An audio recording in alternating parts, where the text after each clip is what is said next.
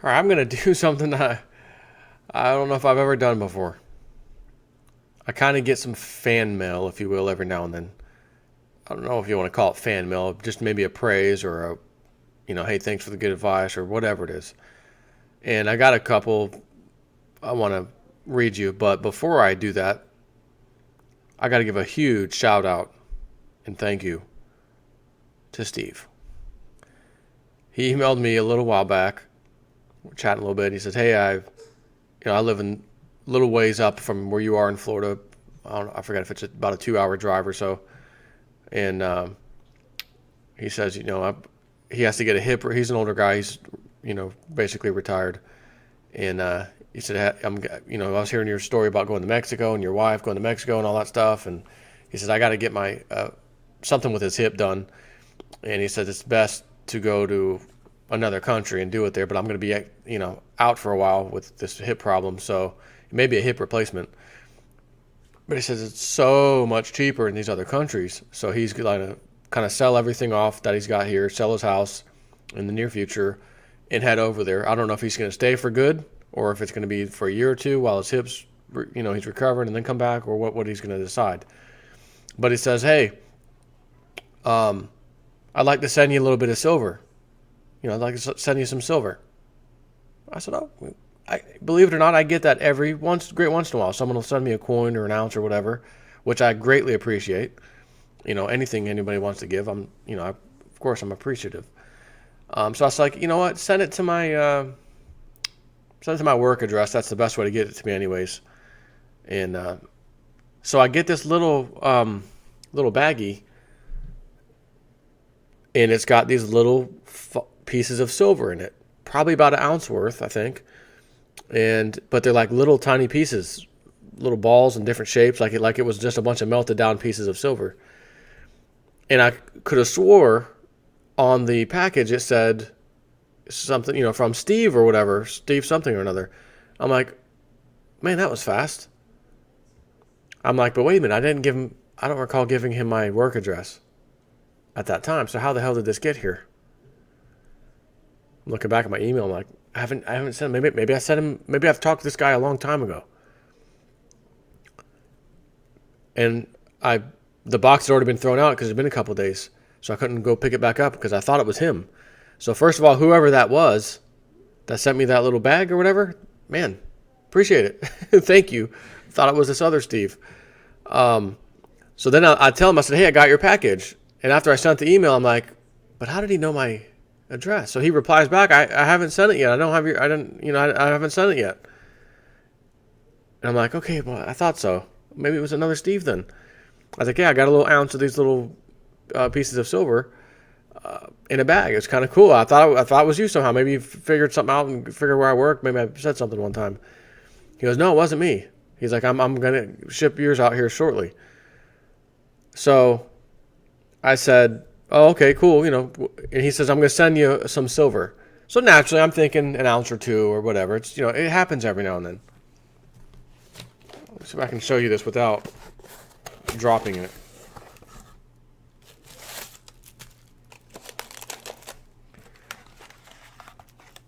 These are 1921 Morgans. The most common ones you'll see. He sent me in aluminum foil that stack right here, this one. It said Jsnip4, and then this sideways one up here is the same amount, same kind, Mrs. Jsnip4. And then he's got these 3 smaller ones. 1, 2, 3. 1, 2, 3. And they're silver eagles. Beautiful silver eagles. Toy Kid, and Toy Kid. Talking about my kids, the Free Toy Kids YouTube channel. I got 3 kids. Toy Kid 1, Toy Kid 2, and Toy Kid 3. I laughed when I saw that. That was funny. But I have to tell you, I am still kind of shocked that someone just sent me somewhere around $1,300 worth of silver. Man, do I appreciate that. I have to dedicate a video, which is why I'm doing this, just to say, hey, I'm just a normal guy. I talk about this stuff on YouTube, and people want to send me stuff, man. Thank you so much. Again, Steve, I can't believe you sent that much. I was expecting a little 2 or 3 coin kind of a thing. You know, I don't expect someone to ever send me anything. I don't ask for anything. I don't want anything, but I'm not going to tell someone, no, you want to give. You know, I give to people too. So I had to get that out of the way first. Steve, absolutely incredible. My kids were like, oh, that's for us? That's mine? Yeah. Can I? No, get your hands off that right now. You ain't touching. You guys got some nice, beautiful silver eagles that I don't want your little greasy, grimy fingers getting over right now. Daddy, we'll keep this for you. Just like the other coins I gave you a long time ago. Each of you have your own little set of coins that I gave them. Now they've got 8 more from Uncle Steve, if you will. Which they were very excited, by the way. Kids were very excited about that. Nicole was like, oh my gosh, I could buy a car one day. You know, not realizing it's, again, it's just 8 ounces. I don't know if we're going to be able to do that. But again, $600 silver, 6 times 8, 4,800, plus the other few ounces I gave her. Nicole, you might be on one day that you will get a car with that silver. So I want to read you a short one and then kind of a longer one. Again, that's just something a little different. But, you know, it's something to talk about, something that you might find interesting and kind of neat, see what other people feel, how you felt. Oh, yeah, I can kind of see that, you know. So this one lady, we'll just call her Julie. That's her first name, Julie. Downtown Julie Brown. Hey, Joe. So I've been watching your videos on YouTube for about 3.5 years now. I doubt you'll remember that I actually sent you a private vid of my first silver coin purchase way back in 2013. I will admit I was scared because somewhere in my mind I kept telling myself it wasn't real money. And actually I do remember that video. I did see it. I remember I thought it was cool. Anyways, this is my 3rd year buying silver. It takes a lot of dedication. I've had to cut back on impulse buying like DD Coffees and Ben & Jerry's ice cream, etc. My first goal was to get 500 ounces as fast as possible. I exceeded that earlier this year, and I buy as much as I can each and every month. I've come to really like my little nest egg. So I needed to take a moment and thank you again. Thank you for being such a persistent person with silver. I have no doubt you've helped many others like me. Sincerely, Julie. Beautiful. Beautiful message. And let me just say this. If for some reason I saw something, read something, met somebody, club member, oh, you know, I know this guy knows a guy, tells me something, you know, I got some kind of inside information. Or again, I just see something that says, you know what, man, I think it might be time for me to change my view on silver and precious metals, man. I did not know this. I didn't know that was expected. Oh my gosh. Oh man, I probably need to sell some, right? If I had that mindset, don't think for a second I would just keep that to myself, stealthily dump a bunch of silver on some kind of news that I had because I felt so bad over all these years telling people keep stacking, and then I sell and I'm gone. What I would do is tell you guys, take this with a grain of salt or take this with whatever. Here's something interesting I found out today. And I've been researching a little bit, and there might be something to this. I don't know for sure, but there might be. It's got me concerned. It's got me concerned enough that I might want to sell some of my silver just in case. And then I'd go on to tell you what it was. Again, I'm not some kind of financial advisor. I'm not getting 10 or 20% or, you know, some percentage from you, you know, for my awesome knowledge. No, I don't play that game. My knowledge is simple. I'm staying away from the damn paper markets, and I'm buying physical assets. Just so happens to be precious metals. But it is nice to see when you start to collect them, and I need to get some, and will I have enough time? And like me, Julie probably never thought she'd have enough time to get 500 ounces. And they've been dragging this collapse and dragging this collapse and dragging it on. And again, what I say, hey club members, thanks. You've enabled me to secure my little nest egg for that rainy day that I know is coming. Speaking of which, got a couple of videos I got to do after this. Major victory, gold silver traders, judge approves manipulation lawsuit against HSBC and I think another bank. And then the latest Deutsche Bank scandal. Zero Hedge says it reeks of the Enron scandal. And we know what happened with Enron. Remember that? Bye-bye. So I want to read one more. This is an older fella. First name is Frank. And I got this about 4 days ago. I read it and I was like, it's kind of cool. Read it, interesting. See what other people think, words, what they have to say to me. So Frank says, "Hi Joe, and again, I'm not gonna. If anything sticks out here, I'll either erase it. I don't want to pinpoint who somebody is or their full name. So if I happen to catch me reading something, I'll just cut it out before I upload this video. But I don't think that's the case. Hi Joe, I've contacted you a couple times over the years regarding AG and bitcoins, metals, which is silver. I'm a subscriber to your YouTube channel. Have followed your videos for many years.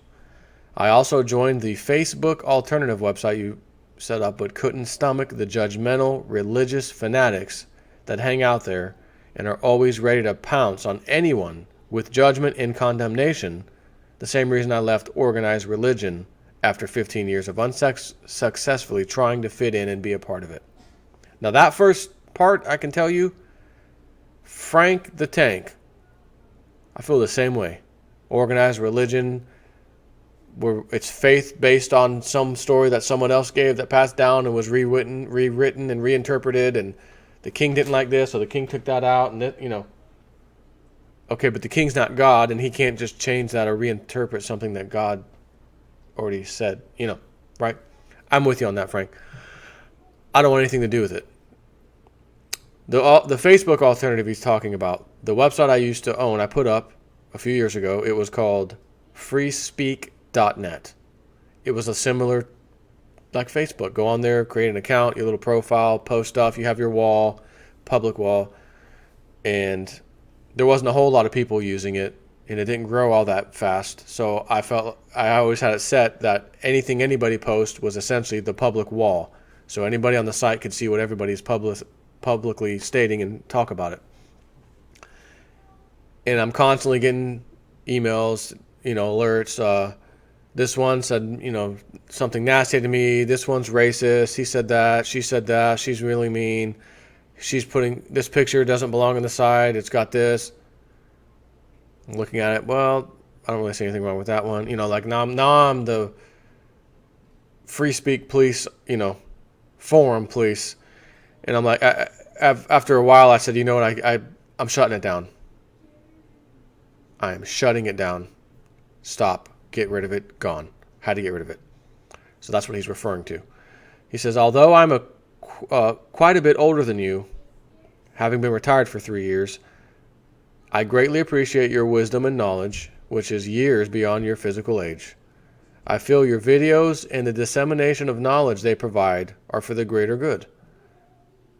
I've been awake and an active prepper of varying degrees since the mid-1980s that happened as a result of my own life having crashed and burned, triggering a spiritual awakening followed by many dreams and visions showing me potential future events. Your recent video regarding the potential dandelion root cancer cure was a great addition to your many videos, and the fact that you mentioned Rick Simpson's Phoenix Tears made me want to contact you and relate my wife's experiences. I confess that I have had an awakening and done a complete 180 in my attitude towards so-called recreational drugs. I once threw my wife's niece out for bringing hashish into our home. My story, and that of my wife, is that our lives have been greatly improved as a result of Phoenix Tears. In case you wonder what that is simply marijuana oil extract. Marijuana oil, that's what it is. And this is out of Colorado, which we had not. So I greatly improved. Our lives have been greatly improved as a result of Phoenix Tears, which we did not take to fight cancer, but are benefiting from that in a preventative capacity. A year ago, my wife and I were visiting a friend and were relating to them that we had trouble sleeping and that it was affecting our health and well-being being due to chronic pain. My wife has, and I'm not sure how to pronounce this one, ankylosing spondylitis, which is a painful form of arthritis that has affected her spinal column and hip joints. In my case, I had a serious fall as a child that broke my fifth lumbar vertebrae, which fortunately didn't result in me being paralyzed, but did result in lifelong chronic low back and sciatic pain. Due to trying to cope with this pain so that I could function, I became dependent on and abused painkillers, having taken massive doses for years. My pain drug of choice was essentially Tylenol, and often with codeine. This abuse of the Tylenol and codeine damaged my liver much like a chronic alcoholic would have. Our friend said that they had something we might want to try that might help with our chronic pain and offered us a syringe that contained 1 cc, a little teeny bit, of the Phoenix Tears. As you may or may not know, Rick Simpson is a Canadian living in exile in Eastern Europe. There is a Canadian warrant out for his arrest if he sets foot back in Canada. The Phoenix Tears program he started as a humanitarian venture has cured many of cancer, some of whom were advised that they were beyond medical help and would die. And I know it's true because I've studied this. He's right. A fantastic irony was that even members of the police referred people to him. Of course, they were people who were significant to the lives of those referring him. Yet he ended up facing prosecution and doing prison time. The people who support and proliferate his work are doing it at great personal risk. My friend was given that 1 cc vial by someone doing the humanitarian program, and although they didn't have any personal need for it, were instructed to give it to someone who might benefit from it, and if it worked, could lead them to a source. We have been using it daily for about 15 months now. And by the way, I don't know where this guy lives. He could be in Colorado. He could be in God knows where. He doesn't say, and I don't know. But he says, we have been using it daily for about 15 months now, and my wife and I are pain-free, and our quality of life and sleep has improved greatly. We were advised to consume, by mouth, a grain of rice-sized dab about an hour before bedtime. Since the impairment effect, feeling drugged, takes place while you are sleeping, you wake up feeling normal and alert. The pain-relieving effect is cumulative, so that it builds up and works between doses. In May of this year, my wife and I vacationed in Cuba and could not risk taking our sleep aid with us, so decided to do without. By the end of the first week, we were both in serious pain again and needed to use over-the-counter pain meds until we got back home. How ironic that this beneficial, natural product from a plant could make an individual into a criminal and ruin their lives if apprehended with it. We are currently fortunate to have a supply provided to us from a cancer patient that has a compassionate use permit. My wife and I could both qualify for a doctor-issued permit, but due to the convoluted set of laws and regulations, would not be able to own any firearms under one of those permits, so need to access via gray sources, if you know what I mean. A few months ago, we had a major drug bust on our national news. During a traffic stop, someone was apprehended having a majority quantity of Phoenix Tears in their vehicle traveling between cities. The cops proudly announced that they had taken a significant quantity of this dangerous drug off the street. I wanted to scream, "No, you didn't, you effing brain-dead moron." What you did instead was remove someone's cancer cure and successful treatment for a child's epilepsy that didn't respond to pharmaceuticals. I strongly agree with that statement. In closing, as part of my prepping, I have taken on the role of family patriarch and want to ensure that the rest of my greater family, kids, grandkids, and even cousins, if need be, come through what is about to unfold as unharmed as humanly possible. I made my very first precious metal purchase in Europe on vacation in 1972, half-ounce Ducat, and have continued to add a little bit ever since due to my family's experience of having gone through World War II in Europe and survived. When I found out about the potential of AG or silver, I got heavily into it at the time several years ago, and that was when it nearly hit $50 an ounce. At that same time, I came into a significant inheritance, which I used to invest in Sprott Precious Metals Trust PSLV and physical at the ratio of 10 to 1. So he got Sprott, for every $10 he put into Sprott, a dollar he put in the physical. I think is what he's saying.